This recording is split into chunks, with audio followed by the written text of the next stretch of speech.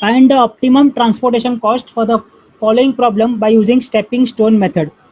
Matrix is similar, which we are already seen. There is some supply from warehouses and there are 4 customers which has some demands, and we have to find out the optimum transportation cost. So initial step is same. We need to find out initial basic feasible solution by Vogel's approximation method. So start with that, and those who finish can write the answer in their chat box. Okay, 980 is the answer which I got in the chat box. So let us check that. So after applying Vogel's approximation, the first we are getting 2011101. So I choose this row and allocation will be at 4, and the counter effects will be made, and similarly proceeding in the I will get the answers as final answer as 960 I am getting. अच्छा, अब जिसका 980 आया उसका भी मैं wrong नहीं बोल सकता, because of that arbitrary which they have found as per their concept they are right. Again I repeat, whatever we are finding in this step is initial basic feasible solution. It is not the final one. Final answer हम सबका same आएगा. आप कोई भी method से जाओ. अब हो सकता है मेरा 960 आया, मतलब I am more closer to the solution, तो हो सकता है मेरे को इटरेशन कम लगेंगे, आपको इटरेशन थोड़े ज़्यादा लगेंगे. That's it.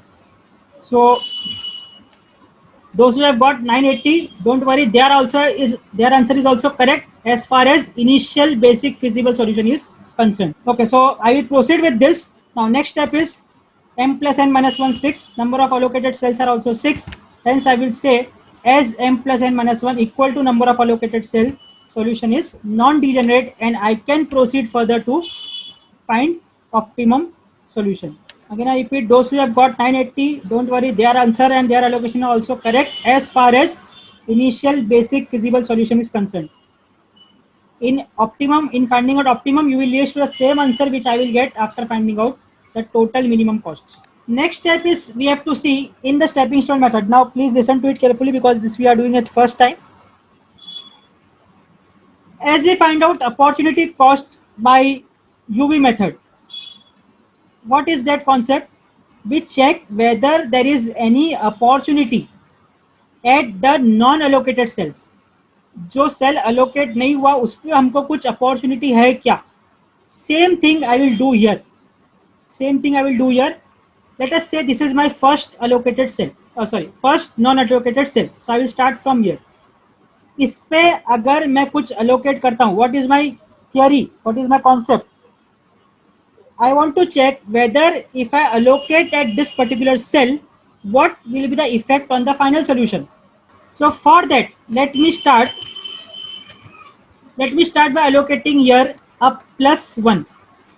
वहां पर कुछ भी allocation नहीं था, there was no allocation there. मैं क्या कर रहा हूँ, I am just putting one allocation just to check whether any allocation at this place will give me some modification in my answer. Now if I put this one allocation here, this is now not balanced, ये 41 हो जाएगा, तो मुझे उसको 40 करना पड़ेगा. Starting with this part, I will move here. नीचे आया, यहाँ पर मैं टर्न ले सकता हूँ, so this will be my turn. Then I will take a turn here, then I will take a turn here, then turn here, and then finally I will reach the starting point. ठीक है, तो इससे मैंने अपने loop के तीनों जो condition है वो सेटिस्फाई किया. Now what I have said that I will make a +1 here. मतलब मैं यहाँ पर एक allocate कर रहा हूँ. So if there is a +1 here, there will be -1 here. अगर बैलेंस करना है तो.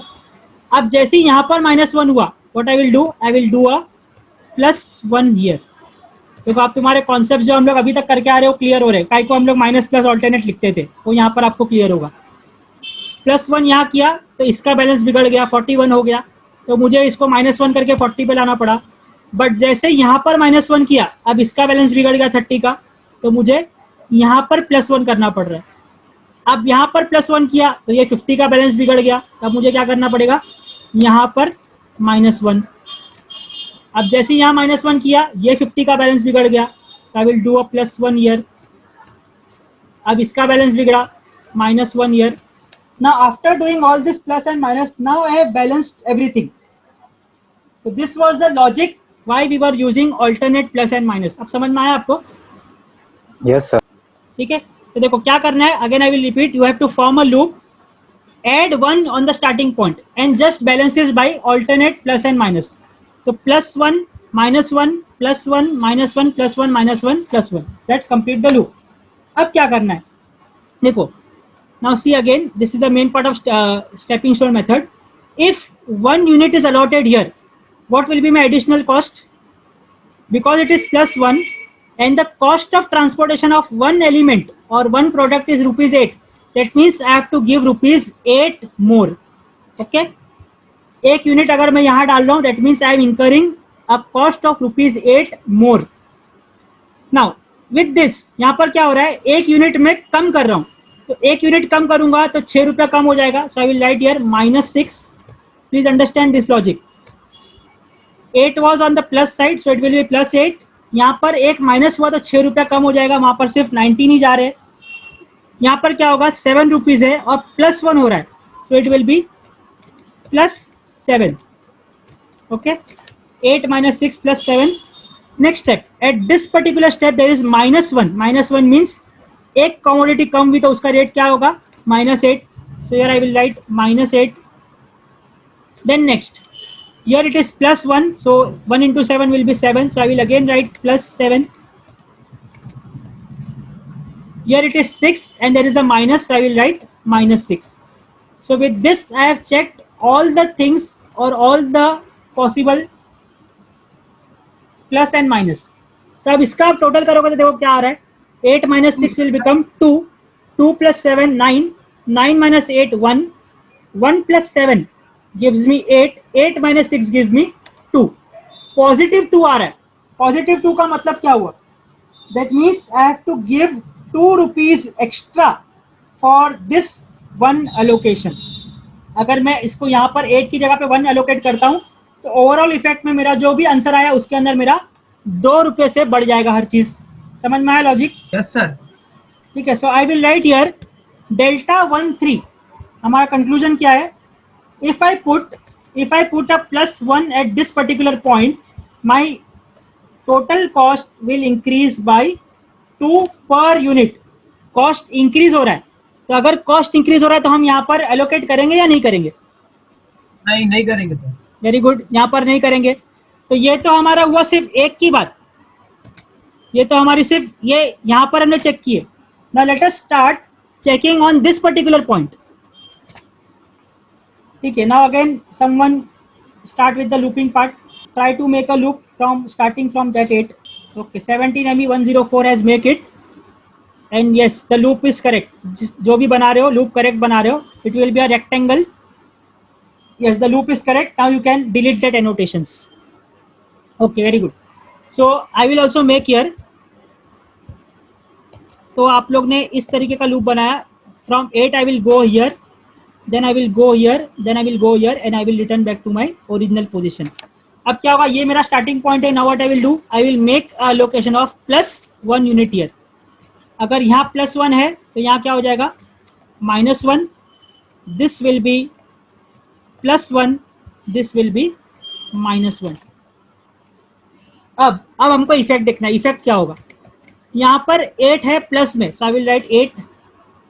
देन नेक्स्ट यहाँ पर है 6 with a -1, so I will write -6. Then next is +7, so it will be +7 and last is -8. Now what is the net effect, 8 minus 6 will give you 2, 2 plus 7 give me 9, 9 minus 8 gives me 1. So again we are getting positive value. That means, what does this one means? This means that our final answer will increase by 1 per unit. अब अगर cost increase हो रहा है तो यहाँ पर भी हम allocate नहीं करेंगे. So I will write here delta 14 increase by 1. Okay, any doubt still here?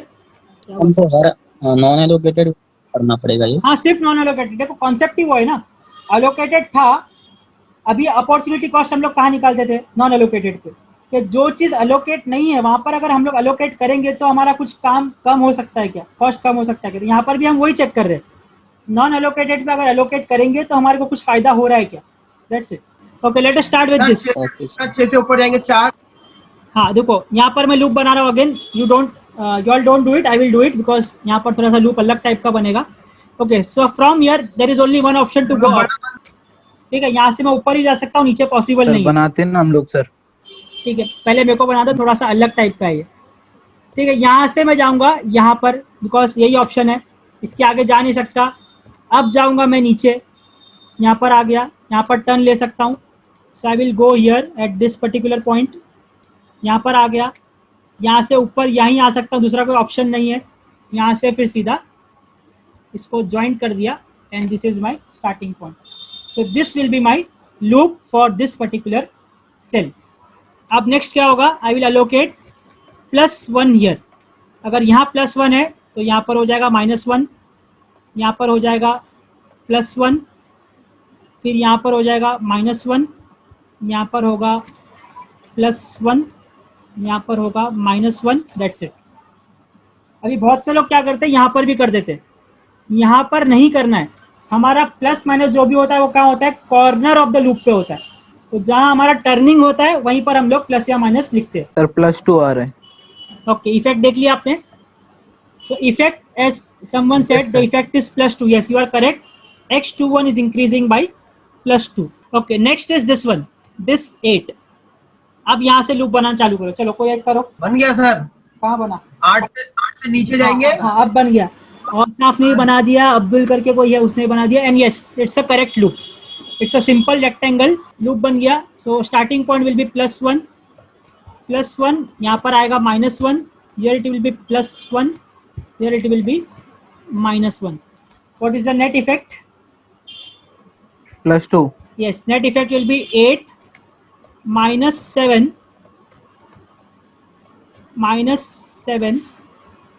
plus 8. 8 4 minus आएगा 7 sir. will give me 1. 8 minus 7 will give me 1. So the net effect will be 2. Yes, you are correct. So I will write here x22 increase by 2. Now next non-allocated cell is this one. ये 5. चलो फटाफट बनाओ, फटाफट और साफ। हाँ सही है, चलो सही कर, perfect. Perfect loops, delete. Now I will make a loop. So this is the loop here. Now +1 and -1. So starting point was this. So +1, -1, +1, -1. 0। What is net effect? 0। So yes, I will write increase by 0. तो यहाँ पर मतलब क्या हो रहा है, ना increase हो रहा है ना डिक्रीज हो रहा है। आप यहाँ अलोकेट करो या मत करो। अब इससे क्या समझ में आ रहा है तुमको? What can you conclude? Alternate solution. Yes, very good. ये जहाँ पर हमको 0 आया, alternate that means solution is है। also have multiple alternate optimum solution. उस पर अभी हम लोग ज़्यादा डीप में नहीं जाएंगे, बट यहाँ से हमको कंक्लूजन इतना मिल चुका है कि this problem also has alternate optimum solution. Okay, let me go further. Okay, next non-allocated cell is this one. Loop, फटाफट loop. So this is my starting point, and I will form a loop like this. And yes, starting was this, so this will be +1, this will be -1, this will be +1, and this will be -1. Net effect, so net effect will -1, sir. -1। be -6, yes, -6 +7 +1, sorry, +6 -8. So on solving this I will get the net effect will be -1. यही चकने को चाहिए था. This was the cell which we were looking for. अब देखो यहाँ से हमारे को क्या मिल रहा है, x33 the value is decreasing by 1 if we allocate 1 unit on this. एक भी यूनिट अगर यहाँ पर अलोकेट होता है then the answer will decrease by 1। So what will be logically your next step? Sir वहाँ मैक्सिमम एलोकेट कर देंगे, ज़्यादा से ज़्यादा maximum. Yes yes, very good. देखो तुम्हारा क्या था अभी स्टेटमेंट, वहां पर हम जितना मैक्सिमम अलॉट कर सकते हैं उतना कर दो, क्योंकि वो क्या हो रहा है, मेरे को मेरा कॉस्ट को कम कर रहा है। तो मैं जितना वहां ज्यादा अलोकेट करूंगा, सपोज मैं 10 यूनिट वहां अलोकेट करता हूँ, कॉन्सेप्ट समझो। देखो 1 यूनिट कर रहा था तो 1 रुपया कम हुआ, 10 यूनिट करूंगा तो 10 रुपया कम होगा, 20 यूनिट करूंगा 20 रुपया कम होगा। तो जितने ज्यादा यूनिट्स में वहां अलॉट करूंगा उतना मेरा ऑप्टिमम कॉस्ट में या कॉस्ट में कम होगा। कुछ डाउट है इसमें? No sir. ठीक है, जितने यूनिट्स में वहां पर अलोकेट करूंगा उतना मेरा कॉस्ट कम होगा। So now let us see the next step. कहाँ पर मिला था हमको इस सेल पे मिला था नेगेटिव वैल्यू।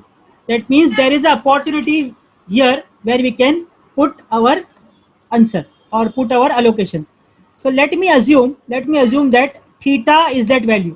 अब ये थीटा कोई स्टैंडर्ड नहीं है, you can use X, you can use Y, anything. but normally standard books practice theta, hence I have also taken theta. What is the theta? जैसे हम लोग बोलते हैं ना, let x be the number of allocations, वैसे ही मैं यहाँ पर बोलूंगा let theta be the number of allocations on this particular cell. अब क्या करना है, हमको लूप बनाना है. बिकॉज मैं थीटा यहाँ अलोकेट कर रहा हूँ, मैं यहाँ पर कुछ अलोकेट कर रहा हूँ, तो मुझे प्लस माइनस करना पड़ेगा. So I will make a loop again, the same loop which we have formed earlier. Now what we do, we make plus or minus sign. So this will be plus. देखो बहुत अच्छा concept यहाँ समझ में आएगा आपको. Plus minus plus minus. Any doubt clear? No sir. Plus minus हो गया. अब उसके बाद हमारा कॉन्सेप्ट क्या था? Whatever we have said, someone said now sir ये जहाँ पर हम लोग जितना मैक्सिमम कर सकते हैं उतना करना चाहिए. Sir please try to allocate whatever maximum we can at this position. So let us try to allocate 10 here. अगर मैं यहाँ पर 10 करता हूँ, देखो अगर मैं यहाँ पर 10 करता हूँ तो क्या होगा? ये तो 10 हो जाएगा, ये हो जाएगा 30, ये हो जाएगा 20 और ये हो जाएगा 60. बट हमारी डीजेनरेसी खत्म हो जाएगी. जो हमने पहले लिखे थे ना, m plus n minus 1 should be equal to allocated cells. तो अब क्या हो गया, यहाँ पर allocated सेल एक बढ़ गया. एक बढ़ गया मतलब क्या हो गया, अभी हमारा सॉल्यूशन फिर से डीजेनरेट में चले गया. तो यहाँ पर हमको ऐसी वैल्यू चाहिए, यहाँ पर हमको ऐसी वैल्यू चाहिए जो नॉन डीजेनरेसी को भी मेंटेन रखे. So see here what I will do, instead of 10 50, चलो किसी ने बोला 50, तो 10 अगर मैं करता हूँ तो क्या हो रहा था, मेरा सॉल्यूशन डीजेनरेट में चले जा रहा था. सो let me say as someone said let us allot 50 here. किसी ने तो बोला ना यहाँ पर 50 कर दो, चलो मैंने 50 कर दिया. अब क्या होगा, ये तो 50 हो गया, ये हो जाएगा 0 बराबर, ये हो जाएगा 60, कोई इश्यू नहीं है. इसका क्या होगा, इसका क्या हो जाएगा 40 माइनस 50, आंसर विल बी -10. ये पॉसिबल है क्या? Number of units can be negative? No sir. नहीं है. नो तो सर. यही लॉजिक है यहाँ पर. सॉरी, जो नेगेटिव पे मिनिमम रहता है उसको चूज करते हैं. अब लॉजिक समझ में आया? देखो माइनस, Yes, ठीक है, माइनस 50 ले रहा था तो क्या हो गया, मेरा आंसर क्या आया -10. But the number of values और number of quantity can not be negative, तो ये तो आंसर नहीं चलेगा. और अगर 10 20 कुछ कर रहे हैं तो हमारा सॉल्यूशन डीजेनरेट में चले जा रहा है. तो what I will do now here, अब मैं क्या कर रहा हूँ, थीटा को 40 लेता हूँ. So now see, if I take this 40, what will happen? This 40 minus 40 will become 0. This 10 plus 40 will become now 50. And this 50 minus 10 will become now 40. Sorry, 50 minus 40. Yes, 50 minus 40 will now become 10. 10. So now you can see, एक cell allocate हुआ, यहाँ पर कुछ allocation नहीं था तो allocate हो गया, और यहाँ पर पूरा अलोकेशन कम हो गया, मतलब नॉन डीजेनरेट भी है सॉल्यूशन और हम बैलेंस भी कर दिए. So that was the reason why we select minimum value from the negative part. अब लॉजिक समझ में आ गया concept? Yes sir. Okay, so let us proceed further. अब हमारे नए एलोकेशंस क्या हो गए, ये 10 हो गया 50, ये 50 हो गया 10, दिस थीटा और allocation becomes 40 and this allocation becomes 0. So this now becomes, this is now new allocation is now 10. This new allocation is now how much? कितना था इधर? 40 plus 10, यहाँ पर 50 था शायद. Yes, यहाँ 50 था न्यू allocation. यहाँ पर ये पूरा कट हो गया था और यहाँ पर ये थीटा हमको आंसर मिल गया था 40. ठीक है, अब क्या करेंगे? What will be next step? New allocation मिल गया, वहाँ पर क्या करते थे? वहाँ पर हम लोग अपॉर्चुनिटी कॉस्ट, वापस से फिर से अपॉर्चुनिटी कॉस्ट फाइंड आउट करते थे. यहाँ पर भी अभी क्या करना है, फिर से देखना है कि हमारा क्या इफेक्ट आएगा. स्टार्टिंग 1 by 1, फिर लूप बनाना है सर. फिर से लूप बनाना है हर एक नॉन एलोकेटेड सेल पे. तो चलो एक दो हम करते हैं, बाकी छोड़ देंगे. एक दो ही हम लोग फिलहाल के लिए करते हैं. Late us start with this one. चलो बनाओ फटाफट लूप, काफी सिंपल लूप बनेगा. यस, वेरी गुड, लूप बन गया. चलो डिलीट मारो. Yes, so the loop will be like this. This will be my loop. और फिर से मैं क्या करूँगा, जहाँ से मैंने स्टार्ट किया, I will allocate +1. So +1 -1 +1 -1. What will be net effect? Net effect will be 8 is plus, then -6, then +7, and then -6. So what is the net effect? 8 minus 6 will give me 2. 2 plus 7, 9. 9 minus 6, I will get answer as 3. So I will write here delta 1, 3. I should write here increase by 3. 3 आएगा sir. Okay, 3 आएगा तो मेरा यहाँ लिखने में mistake था. Let us say I am changing it to 3. Next non-allocated cell is this one. यहाँ पर चेक करो what will be effect. Loop बनाओ फटाफट. ठीक है, चलो अब तुम ही करो +1 -1. Try +1 -1 and give me the net effect. You all try with plus and minus and give me the net effect for delta 1 4. 2 sir, +2. +2. Plus Next वाला कौन सा पार्ट है? Next part is this non-allocation cell 6. Okay. Form the loop and give me the net increase or decrease. Form the loop first. Loop is correct. Make plus minus effects. +1. +1. +1. Okay. Plus Two one. of them have given confirmation. Yes. Increase by 1. Start with this part.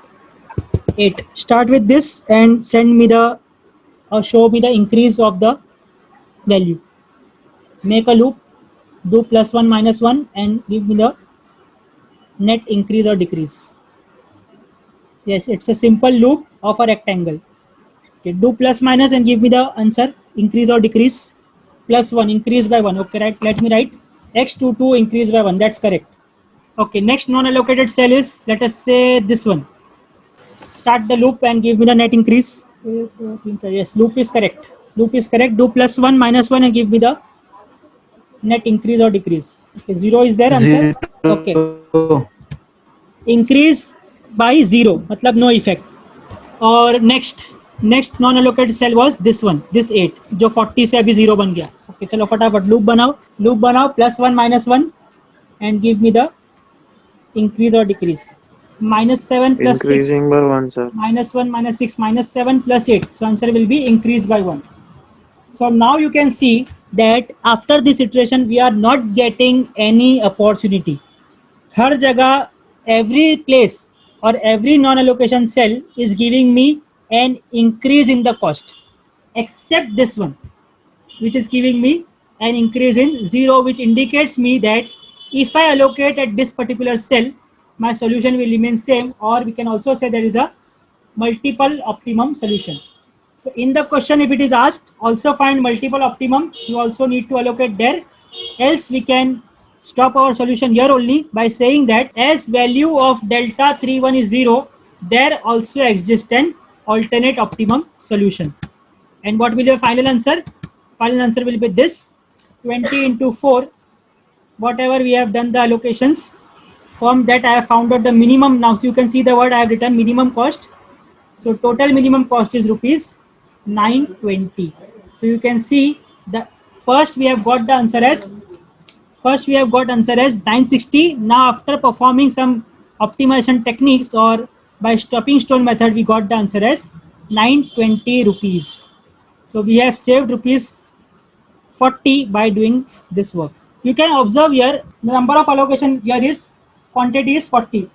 हमको starting में क्या मिला था answer कि यहाँ पर अगर allocate करोगे so there will be a decrease in 1, बराबर यही आंसर मिला था हमको. Yes sir. इनिशियल स्टेप में जब हम निकाले थे x33 तो हमको क्या मिला था? Decrease in 1.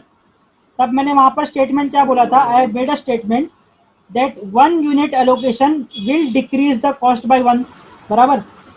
So here how many units are allocated? 40. So that means 40 multiplied by 1, our cost should have decreased by 40. So see the answer. First answer we have got was 960. Now we got answer as 920. There is a difference of rupees 40 only. So you can verify your answer by this concept or this logical thinking. Any doubts in this entire topic? Please ask.